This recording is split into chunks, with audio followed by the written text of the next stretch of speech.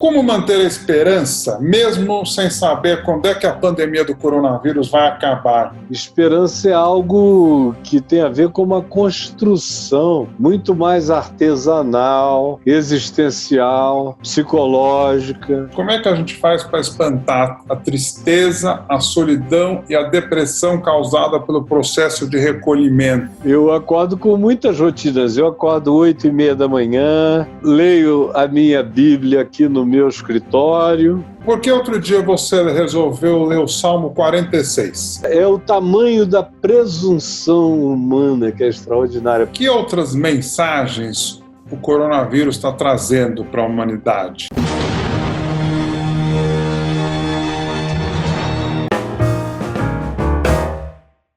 Pastor e teólogo Caio Fábio, como manter a esperança, mesmo sem saber quando é que a pandemia do coronavírus vai acabar? Como é que a gente pode dar os passos na escuridão da pandemia? Olha, essa é uma resposta que depende imensamente das pessoas que a ouçam. Eu tenho encontrado pessoas num estado de negatividade tão grande que não precisava nem de pandemia, elas já estavam em estado de pânico, independentemente da pandemia. Com a chegada da pandemia, ela se tornou apenas um pretexto para justificar o pânico no qual muita gente já vinha vivendo, com muitas angústias. Eu noto que a pandemia também virou o argumento perfeito para tempestades já instaladas, que já vinham ocorrendo. A gente tem notícia de que tem mais de 30%, 35% de buscas de separação e de divórcio durante a pandemia, mas ninguém se separa em 2 meses.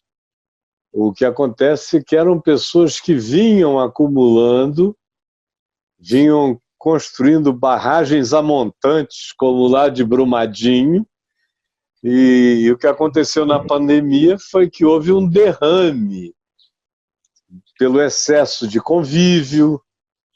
Há pessoas que são casadas, mas não suportam a vida conjugal, não suportam o convívio familiar, elas precisam que haja muitas outras coisas na vida delas para elas poderem aguentar o vínculo íntimo. Então a pandemia, quando vem e põe todo mundo em quarentena, coloca esses que já estavam em estado de grande dificuldade relacional e de entendimento com todas as desculpas e pretextos para não se suportarem mais, para não se aguentarem.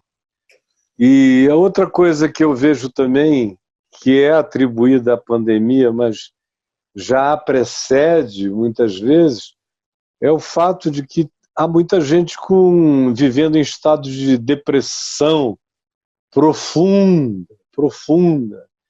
Gente que antes da pandemia não saía de casa por causa da angústia depressiva, mas que quando se instalou a pandemia com a proibição de sair de casa, os que não saíam de casa passaram a dizer que estavam também deprimidos pela impossibilidade de sair de casa.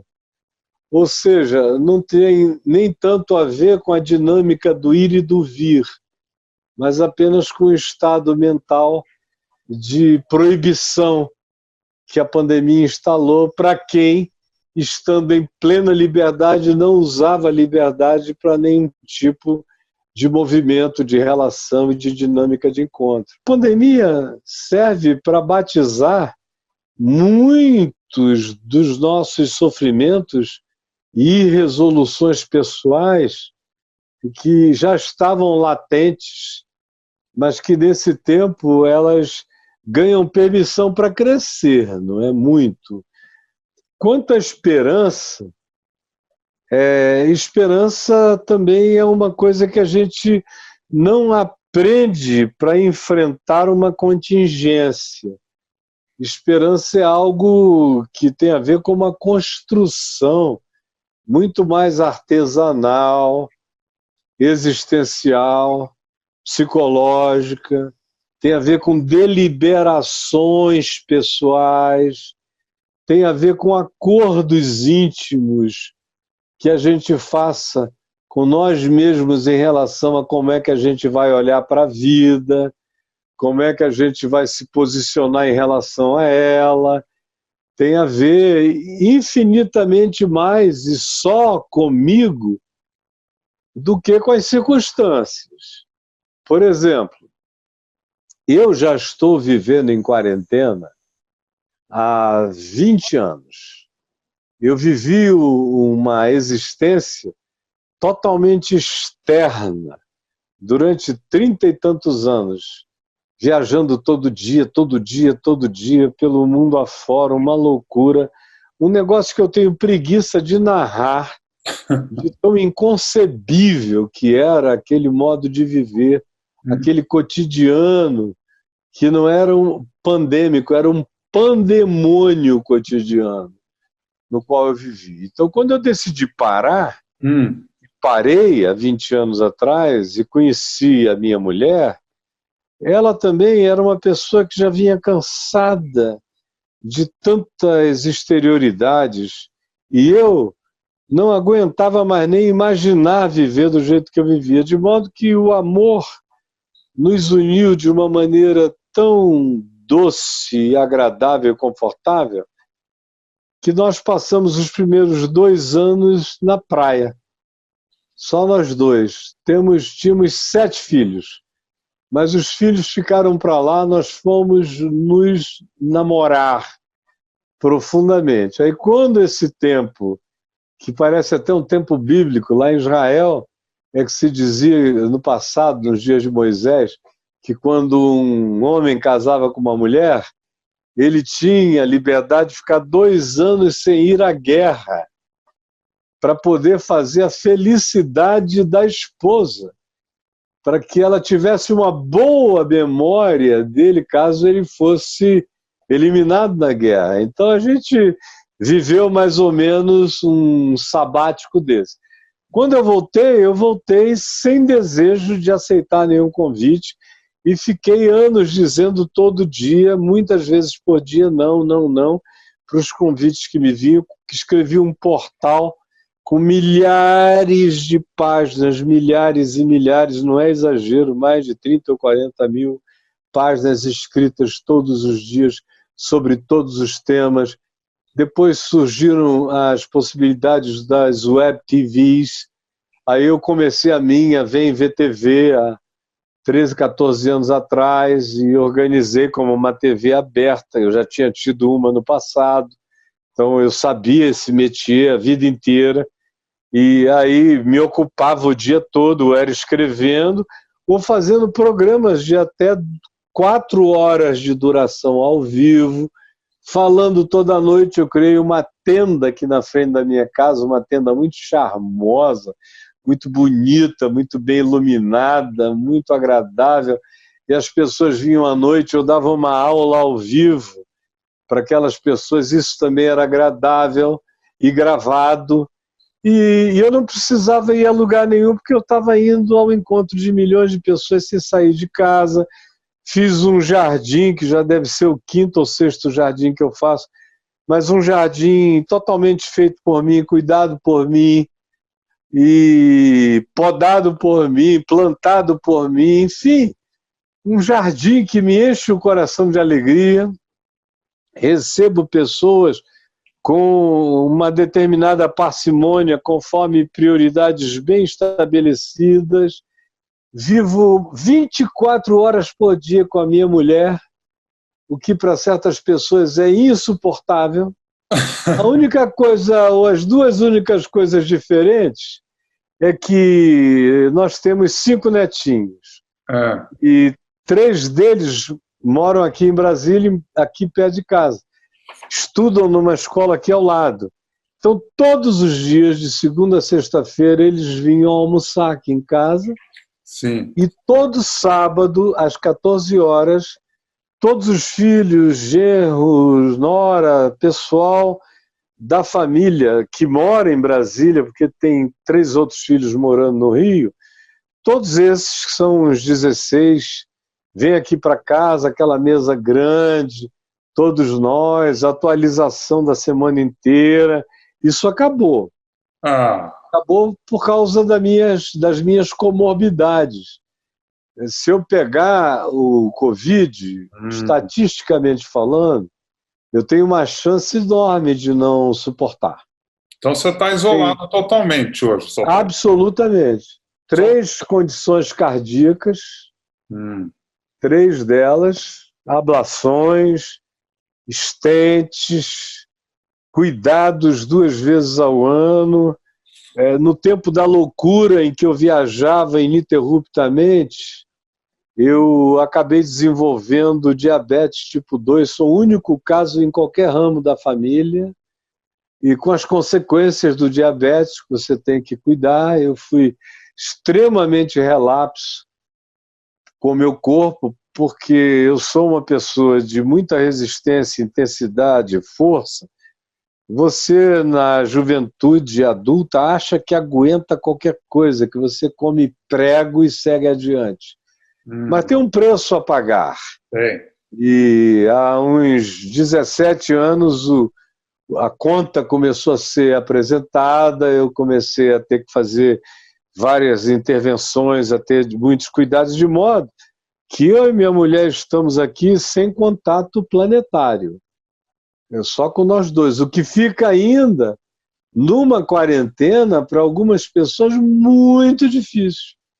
Porque diz, pelo amor de Deus, só vocês dois. Outro dia veio um cara aqui que é muito interessante, conhecido no país inteiro, assim como uma figura meio hippie nas liberdades dele, na filosofia dele. Ele veio e passou uma tarde aqui gravando comigo, antes do Covid começar a ser anunciado do modo que foi, como pandemia e com proibições.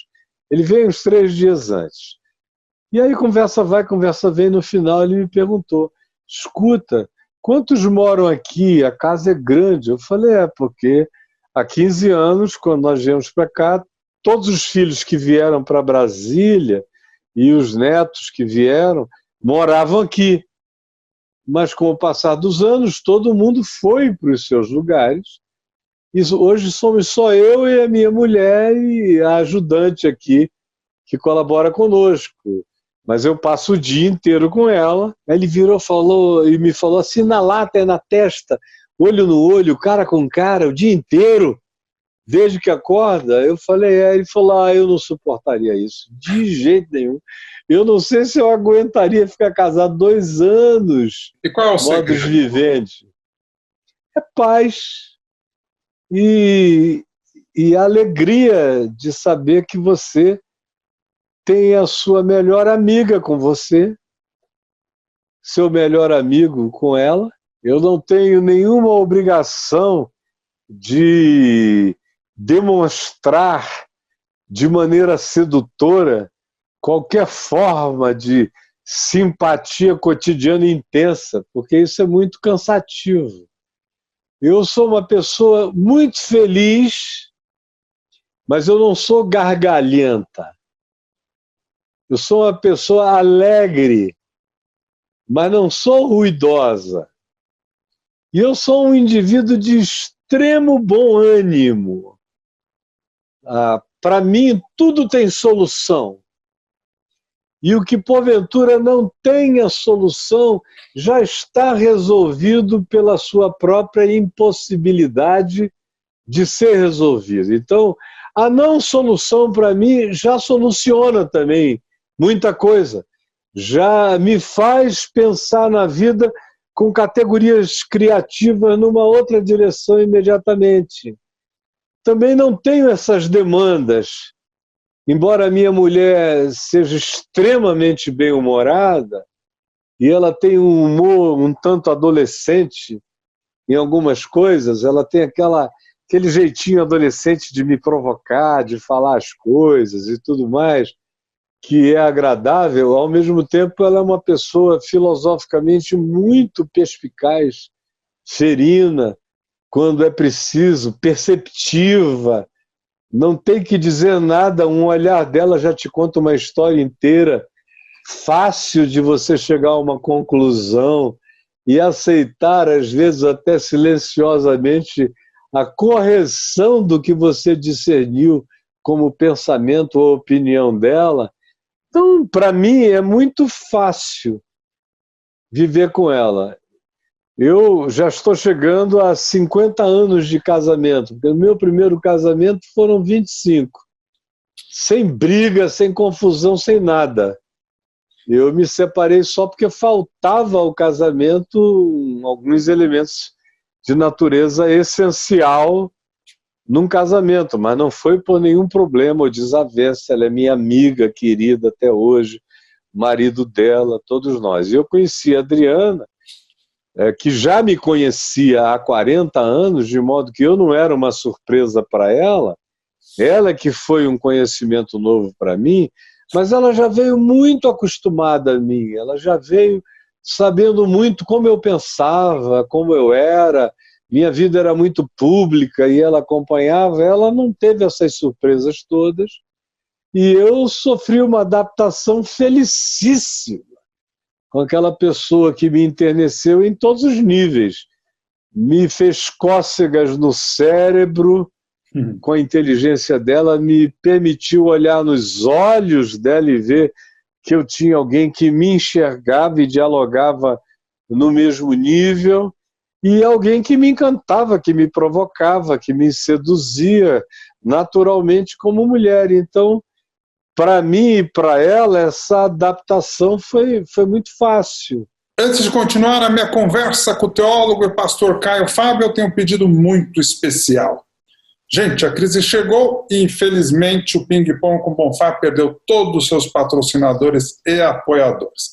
Infelizmente, a crise me afetou, estou passando o chapéu, galera. Para o programa Ping Pong com Bonfá não acabar, eu criei uma campanha no site Vaquinha, isso mesmo. Está vendo esse endereço aí na sua tela? Tem uma campanha lá no vaquinha.com.br. Entre lá e procurem na busca Bonfá. Ou você está vendo esse izinho aí? Clica que vai direto para o site da campanha, participe, faça sua doação e ajude o Ping Pong com Bonfá a não acabar. Eu estou falando sério, viu, gente? É para valer. Tem que colaborar, tem que ajudar. E se você gosta muito do meu trabalho, das minhas perguntas, do meu estilo de entrevistar, e você é um empresário poderoso, que tal patrocinar o meu programa inteiro com a sua empresa, sua marca ou seu produto, hein? Vamos conversar?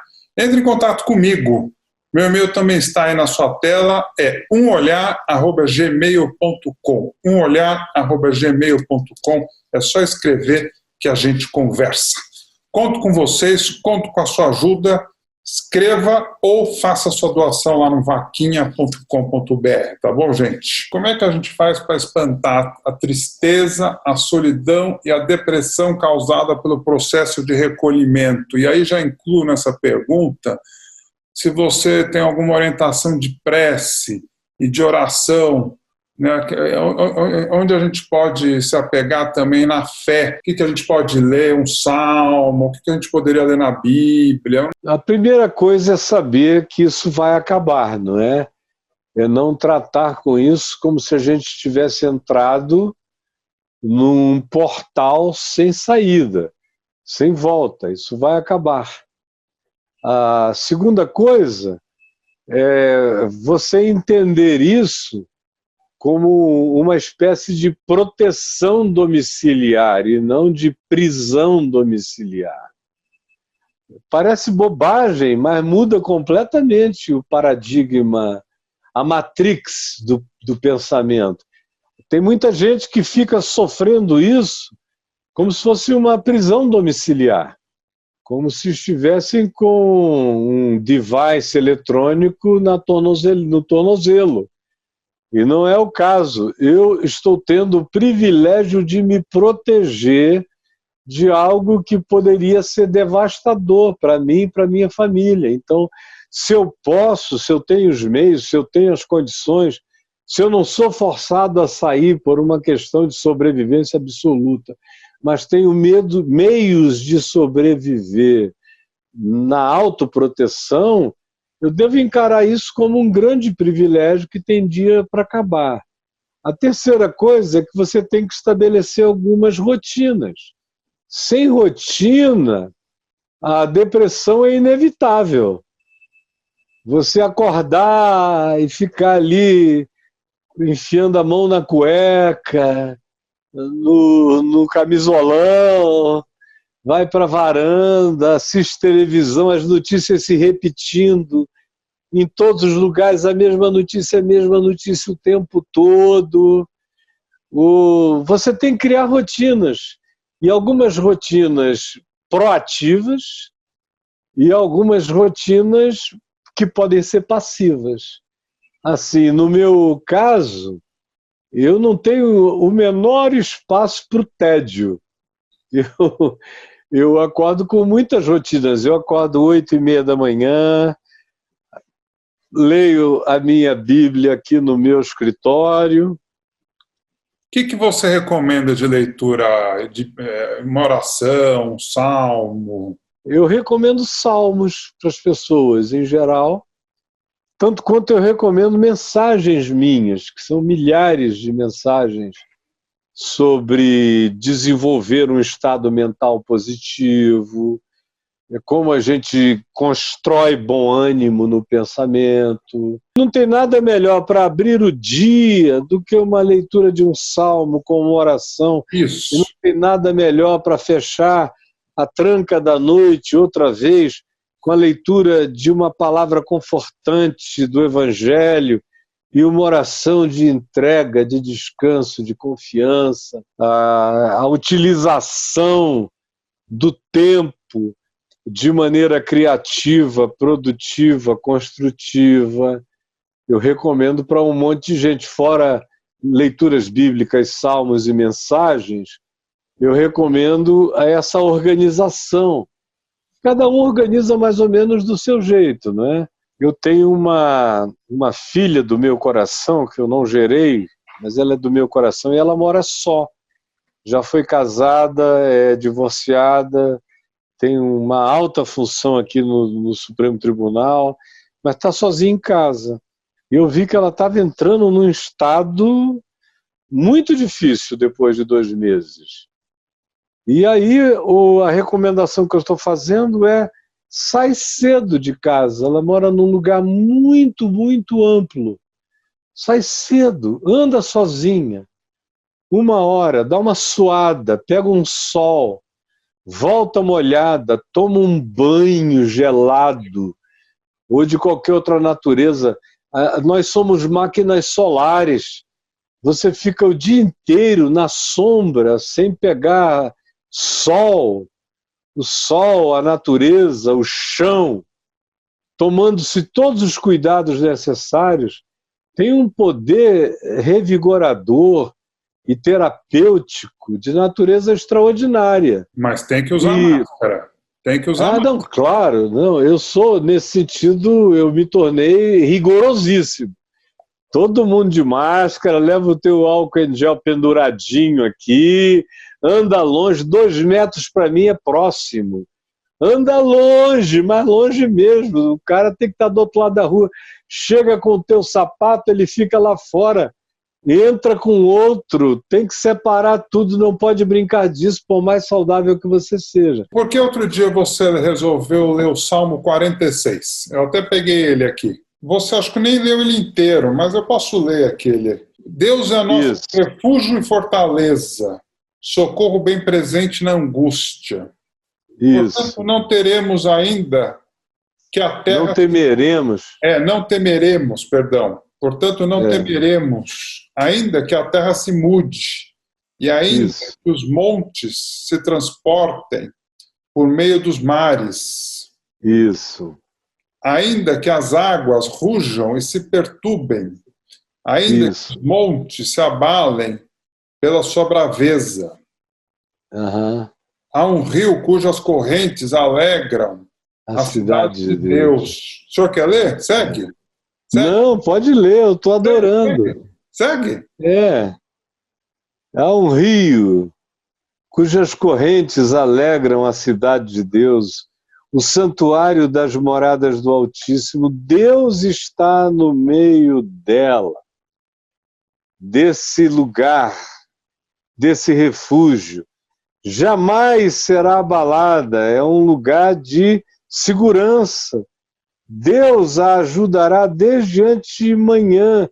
Esse lugar imaginário na mente do Altíssimo, que é um lugar de refúgio e fortaleza, inabalável, como o Salmo começa. Aí ele descreve o mundo: bramam as nações, gritam, grunem, se desesperam, reinos se abalam. Ele faz ouvir a sua voz e a terra se dissolve. O Senhor está conosco. O Deus de Jacó, que é o Deus do ser ambivalente, ambíguo, que é Jacó, é o nosso refúgio, é o Deus do acolhimento do ser imperfeito. Vinde, contemplai as obras do Senhor, as assolações que ele efetuou na terra. Eu me lembro bem nesse dia que eu falei do coronavírus e da arrogância dos líderes humanos, e eu até brinquei e falei: escuta, onde é que está a grande guerra com a China, que não se falava outra coisa? De repente, o Trump em silêncio, todo mundo em silêncio, o Oriente Médio em silêncio, estava o conflito americano com o Irã, com ameaça nuclear, de repente ninguém falou mais no assunto. Todos os grandes temas políticos da Terra silenciaram. Com o anúncio pandêmico do coronavírus, eu falei: olha só como a arrogância humana é extraordinária. Esses caras ficam falando e arrotando todo dia, como se amanhã eles fossem explodir a Terra na nossa cara.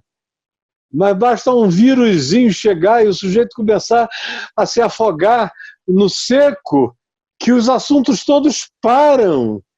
O tema da ONU muda.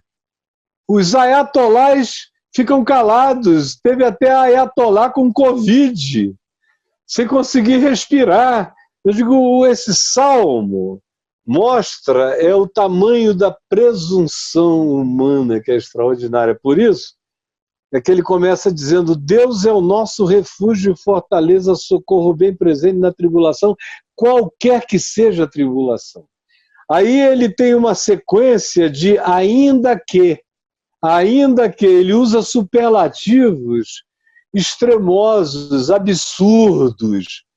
Aí ele começa dizendo: não temeremos, ainda que a terra se transtorne. Não tenha medo se o planeta inteiro virar um terremoto crônico.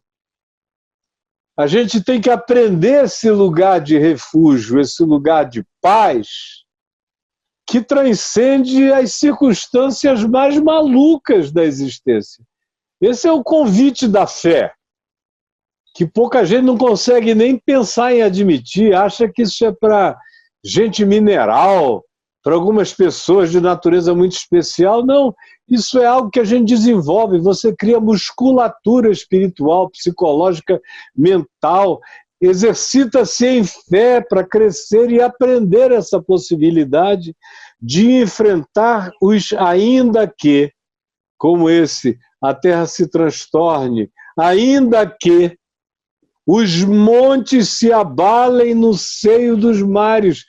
Você ouça dizer das ilhas que desapareceram, que é uma coisa que vai acontecer com a gente daqui a mais uns 30 anos, com toda certeza.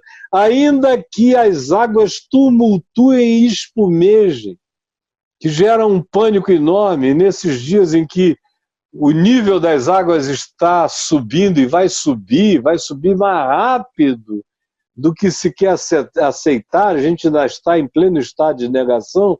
Ainda que isso tudo, se você entra no refúgio, que é fé, que é feito de confiança, que é feito de paz, que é feito desse descanso,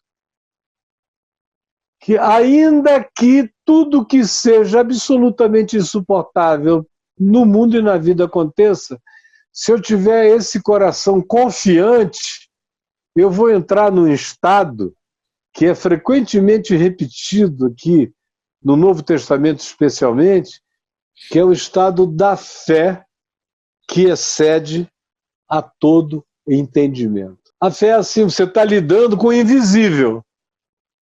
Certeza de coisas que se esperam, convicção de fatos que se não veem. Se você não tiver a coragem de botar o pé no nada, você não vai experimentar coisa alguma da fé. A fé, ela começa a se manifestar na hora que eu rompo com os meus medos lógicos e coloco o pé, não havendo nenhuma alternativa racional de saída, coloco o pé descansadamente no chão do invisível, aí eu começo a enxergar o caminho possível diante de mim. E tem mais, vem como contrapartida essa paz que excede a todo entendimento no coração da gente.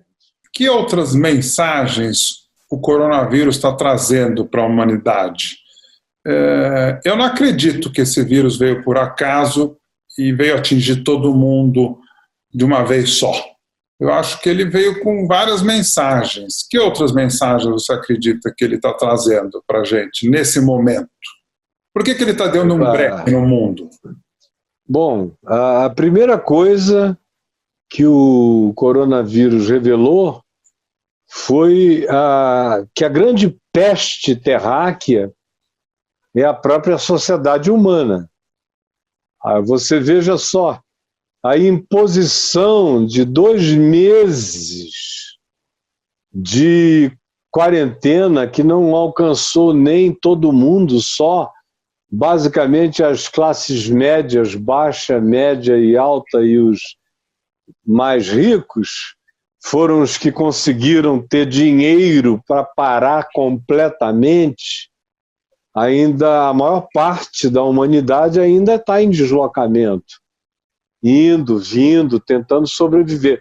Mas só essa parte que não chega nem a uma metade da Terra, que conseguiu parar, você veja que 1 mês depois, a Baía de Guanabara estava ficando limpa, cheia de sardinha, que baleia jubarte estava aparecendo lá, que os golfinhos, já não amedrontados com a caça, estavam se unindo aos milhares passeando pelas águas da terra.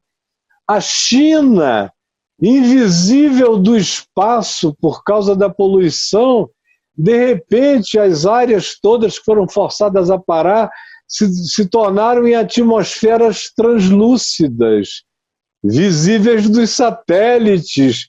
Aí você começa a ver os rios melhorando. Em pouco tempo a gente vai descobrindo que a praga planetária é o homem, é a desgraça terrível.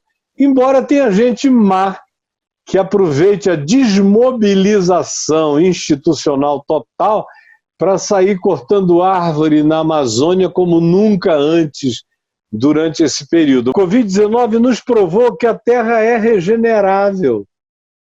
Em pouco tempo, nos provou que o meio ambiente tem cura. Em pouco tempo, se nós nos mobilizássemos minimamente, se não ficasse lá esse tolo do presidente Trump querendo fazer boicote ao cuidado universal com a criação, com a natureza, com o meio ambiente, nem outros governantes como esse que nos toca aqui, que parece que odeia a criação, chegou mesmo a chamar a árvore de a porra da árvore. Meu Deus, pouca coisa é mais divina e sublime, benéfica e santa na natureza quanto uma árvore. Você está gostando da minha conversa com o teólogo e pastor Caio Fábio? Não acabou! Recentemente, o ministro Celso de Mello, do Supremo Tribunal Federal, autorizou a divulgação do vídeo da reunião ministerial do dia 22 de abril. O que você achou da reunião ministerial e declarações do presidente da República, Jair Bolsonaro? O presidente Jair Bolsonaro chamou o governador de São Paulo, João Dória, de bosta, e o governador do Rio de Janeiro, Wilson, de estrume. E aí? O ministro do Meio Ambiente, Ricardo Salles, defendeu passar a boiada. Cara, você viu aquilo? O ministro da Educação, Abraham Weintraub, disse, abre aspas, por mim, botava esses vagabundos todos na cadeia, começando com o STF, fecha aspas. Qual que é a gravidade disso?